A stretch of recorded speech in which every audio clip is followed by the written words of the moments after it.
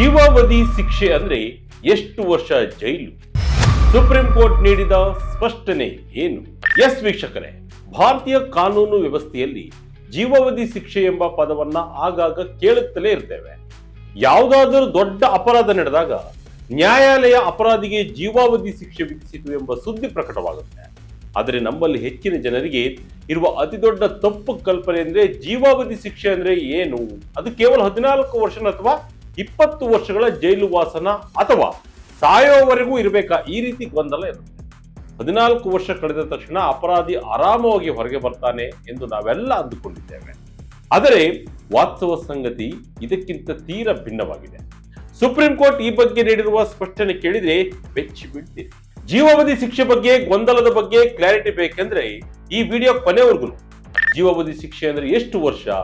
ಸಾಯೋವರೆಗೂ ಜೈಲಲ್ಲಿ ಇರ್ಬೇಕಾ? 14 ವರ್ಷ ಅಥವಾ 20 ವರ್ಷಕ್ಕೆ ರಿಲೀಸ್ ಆಗಿ ಬರ್ಬಹುದಾ? ವಿನಯ್ ಕುಲಕರ್ಣಿ ಸೇರಿದಂತೆ 16 ಮಂದಿಗೆ ಶಿಕ್ಷೆಯಾದ ಬೆನ್ನಲ್ಲೇ ಈ ಚರ್ಚೆ ಶುರುವಾಗಿದ್ಯಾಕೆ? ಇದರ ಕಂಪ್ಲೀಟ್ ಡೀಟೇಲ್ಸ್ ಇಲ್ಲಿದೆ. ನಾನು ಶಂಕರ್ನ ಹೆತ್ತವರು. ಎಸ್ ವೀಕ್ಷಕರೇ, ಇತ್ತೀಚೆಗೆ ಬೆಂಗಳೂರಿನ ಜನಪ್ರತಿನಿಧಿಗಳ ನ್ಯಾಯಾಲಯವು ಧಾರವಾಡದ ಶಾಸಕ ವಿನಯ್ ಕುಲಕರ್ಣಿ ಸೇರಿದಂತೆ 16 ಮಂದಿ ಅಪರಾಧಿಗಳಿಗೆ ಜೀವಾವಧಿ ಶಿಕ್ಷೆ ವಿಧಿಸಿ ತೀರ್ಪು ನೀಡಿದೆ. ಈ ತೀರ್ಪು ಹೊರಬರ್ತಿದ್ದಂತೆ ಸಾರ್ವಜನಿಕ ವಲಯದಲ್ಲಿ ಮತ್ತೆ ಅದೇ ಹಳೆಯ ಪ್ರಶ್ನೆ ಎದ್ದಿದೆ. ಏನಂದ್ರೆ, ಈ ಅಪರಾಧಿಗಳು ಕೇವಲ 14 ವರ್ಷ ಜೈಲಿನಲ್ಲಿದ್ದು ಹೊರಗೆ ಬರ್ತಾರಾ ಅಥವಾ ಇಡೀ ಜೀವನವನ್ನ ಜೈಲಿನಲ್ಲೇ ಕಳೆಯಬೇಕಾ? ಈ ಗೊಂದಲ ಇವತ್ತಿನದಲ್ಲ, ದಶಕಗಳಿಂದಲೂ ಇದೆ. ಆದರೆ ಸುಪ್ರೀಂ ಕೋರ್ಟ್ ಈ ವಿಷಯದಲ್ಲಿ ಪದೇ ಪದೇ ಒಂದು ಮಾತನ್ನ ಸ್ಪಷ್ಟಪಡಿಸುತ್ತಾ ಬಂದಿದೆ. ಜೀವಾವಧಿ ಶಿಕ್ಷೆ ಅಂದ್ರೆ ಒಬ್ಬ ಅಪರಾಧಿಯು ತನ್ನ ನೈಸರ್ಗಿಕ ಜೀವನದ ಅಂತ್ಯದವರೆಗೆ, ಅಂದ್ರೆ ಆತ ಸಾಯುವವರೆಗೆ ಜೈಲಿನ 4 ಗೋಡೆಗಳ ಮಧ್ಯೆ ಇರಬೇಕು. ಆತನಿಗೆ ಜೈಲಿನಿಂದ ಹೊರಗೆ ಬರುವ ಯಾವುದೇ ಕಾನೂನಾತ್ಮಕ ಹಕ್ಕು ಇರುವುದಿಲ್ಲ ಎಂದು ಸುಪ್ರೀಂ ಕೋರ್ಟ್ ಹೇಳಿದೆ. 14 ವರ್ಷ 20 ವರ್ಷಗಳ ತಪ್ಪು ಕಲ್ಪನೆ ಬೇಡ. ಶಿಕ್ಷೆ ಕಡಿತ ಅಂದ್ರೆ ಏನು ಗೊತ್ತಾ? ನೋಡಿ ವೀಕ್ಷಕರೇ, ಜನರಲ್ಲಿ 14 ಅಥವಾ 20 ವರ್ಷಕ್ಕೆ ಶಿಕ್ಷೆ ಮುಗಿಯುತ್ತದೆ ಎಂಬ ನಂಬಿಕೆ ಬರಲು ಕೆಲವು ತಾಂತ್ರಿಕ ಕಾರಣಗಳಿವೆ. ಮೊದಲನೆಯದು ಶಿಕ್ಷೆ ಕಡಿತ ಪ್ರಕ್ರಿಯೆ. ಕ್ರಿಮಿನಲ್ ಪ್ರೊಸೀಜರ್ ಕೋಡ್ ಅಥವಾ ಸಿಆರ್ಪಿಸಿ ಸೆಕ್ಷನ್ 433A ಅಡಿಯಲ್ಲಿ ಸರ್ಕಾರಕ್ಕೆ ಒಂದು ಅಧಿಕಾರವಿದೆ. ಒಬ್ಬ ಕೈದಿ ಜೈಲಿನಲ್ಲಿ ಬಹಳ ಚೆನ್ನಾಗಿ ನಡೆದುಕೊಂಡ್ರೆ ಆತನ ಸನ್ನಡತೆಯನ್ನ ಗಮನಿಸಿ ಸರ್ಕಾರ ಆತನ ಶಿಕ್ಷೆಯನ್ನ ಕಡಿಮೆ ಮಾಡಬಹುದು. ಆದರೆ ಇಲ್ಲಿ ಸುಪ್ರೀಂ ಕೋರ್ಟ್ ಒಂದು ದೊಡ್ಡ ಕಂಡೀಷನ್ ಹಾಕಿದೆ. ಸರ್ಕಾರವು ಶಿಕ್ಷೆಯನ್ನ ಕಡಿಮೆ ಮಾಡಬೇಕೆಂದರೂ ಸಹ ಆ ಕೈದಿ ಕನಿಷ್ಠ 14 ವರ್ಷಗಳ ಕಾಲ ಜೈಲು ವಾಸವನ್ನ ಕಡ್ಡಾಯವಾಗಿ ಅನುಭವಿಸಿರಲೇಬೇಕು. 14 ವರ್ಷಕ್ಕಿಂತ ಒಂದು ದಿನ ಕಡಿಮೆ ಇದ್ದರೂ ಸರ್ಕಾರ ಆತನನ್ನ ಬಿಡುಗಡೆ ಮಾಡುವಂತಿಲ್ಲ. ಇದನ್ನೇ ಜನ ಜೀವಾವಧಿ ಅಂದ್ರೆ 14 ವರ್ಷ ಎಂದು ತಪ್ಪು ತಿಳಿದುಕೊಂಡಿದ್ದಾರೆ. IPC section 57ರ ರಹಸ್ಯವೇನು? ಇನ್ನು ಕೆಲವರು ಜೀವಾವಧಿ ಅಂದ್ರೆ 20 ವರ್ಷ ಎಂದು ವಾದ ಮಾಡ್ತಾರೆ.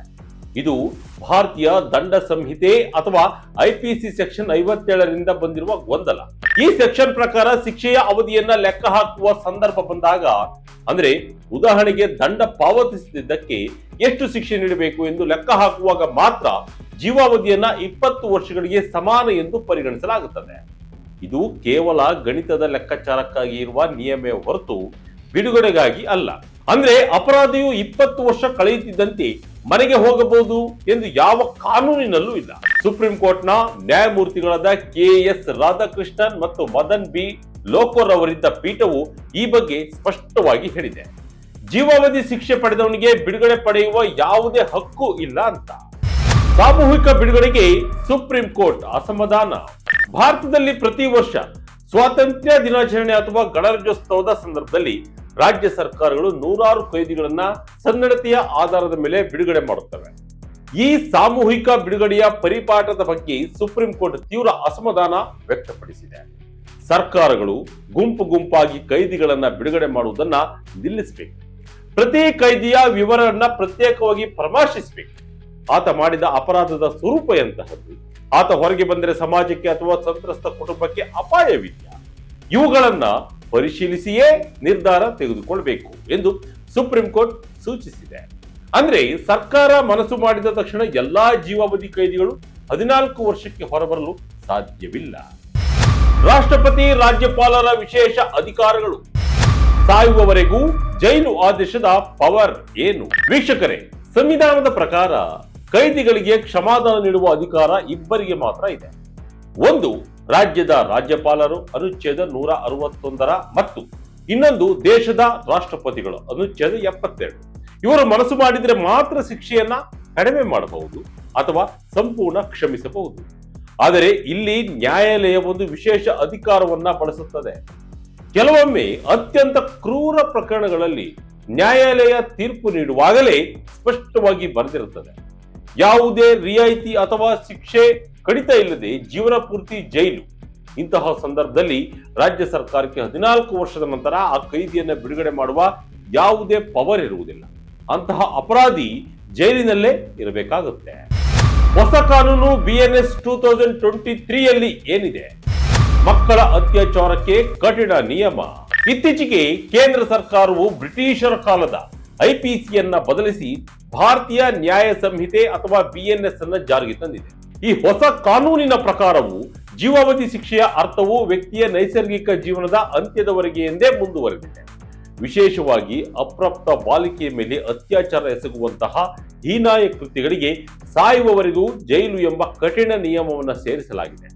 ಅಂದ್ರೆ ಇಂತಹ ಪ್ರಕರಣದಲ್ಲಿ ಶಿಕ್ಷೆ ಕಡಿತದ ಪ್ರಕ್ರಿಯೆ ಅನ್ವಯವಾಗುವುದೇ ಇಲ್ಲ. ಇದು ಅಪರಾಧಿಗಳಲ್ಲಿ ಭಯ ಹುಟ್ಟಿಸುವ ಸಲುವಾಗಿ ಮಾಡಿರುವ ಕಾನೂನಾಗಿದೆ. ಪೆರೋಲ್ ಮತ್ತು ಪರ್ಲೋ ಅಂದ್ರೆ ಏನು? ಕೈದಿಗಳು ಹೊರಗೆ ಬರೋದು ಹೇಗೆ? ಜೀವಾವಧಿ ಶಿಕ್ಷೆ ಅನುಭವಿಸುತ್ತಿರುವ ಕೈದಿಗಳಿಗೆ ಜೈಲಿನಿಂದ ತಾತ್ಕಾಲಿಕವಾಗಿ ಹೊರಬರಲು 2 ದಾರಿಗಳಿವೆ. ಒಂದು ಪೆರೋಲ್, ಇನ್ನೊಂದು ಪರ್ಲೋ. ಕುಟುಂಬದಲ್ಲಿ ಯಾರಾದರೂ ತೀರಿ ಹೋದರೆ, ಮದುವೆ ಇದ್ದರೆ ಅಥವಾ ತೀವ್ರ ಅನಾರೋಗ್ಯವಿದ್ದರೆ ತುರ್ತು ಕಾರಣಗಳಿಗಾಗಿ ಕೆಲವು ದಿನಗಳ ಕಾಲ ಪೆರೋಲ್ ನೀಡಲಾಗುತ್ತದೆ. ಇನ್ನು ಪರ್ಲೋ ಎಂಬುದು ಕೈದಿಯ ಹಕ್ಕಿನಂತೆ ಇರುತ್ತದೆ. ಕೈದಿಯ ಮಾನಸಿಕ ಕ್ಷೇಮಕ್ಕಾಗಿ ಮತ್ತು ಆತ ಸಮಾಜದೊಂದಿಗೆ ಸಂಪರ್ಕ ಕಳೆದುಕೊಳ್ಳಬಾರದು ಎಂಬ ಉದ್ದೇಶದಿಂದ ವರ್ಷಕ್ಕೆ ನಿರ್ದಿಷ್ಟ ದಿನಗಳ ಕಾಲ ರಜೆ ನೀಡಲಾಗುತ್ತದೆ. ಆದರೆ ನೆನಪಿಡಿ, ಇದು ತಾತ್ಕಾಲಿಕ ಅಷ್ಟೇ. ಕೆಲಸ ಮುಗಿದ ತಕ್ಷಣ ಆತ ಮತ್ತೆ ಜೈಲಿಗೆ ಮರಳಲೇಬೇಕು. ಬಿಡುಗಡೆಗೆ ಇರುವ ಮಾನದಂಡಗಳು ಏನು? ಒಬ್ಬ ಕೈದಿಯನ್ನ 14 ವರ್ಷದ ನಂತರ ಬಿಡುಗಡೆ ಮಾಡಬೇಕೆಂದ್ರೆ ಸರ್ಕಾರ ಕೆಲವು ಮಾನದಂಡಗಳನ್ನ ಅನುಸರಿಸುತ್ತೆ. ಕೈದಿಯ ನಡವಳಿಕೆ, ಅಪರಾಧದ ಹಿನ್ನೆಲೆ, ಆತನ ವಯಸ್ಸು ಮತ್ತು ಆರೋಗ್ಯವನ್ನ ಪರಿಗಣಿಸಲಾಗುತ್ತದೆ.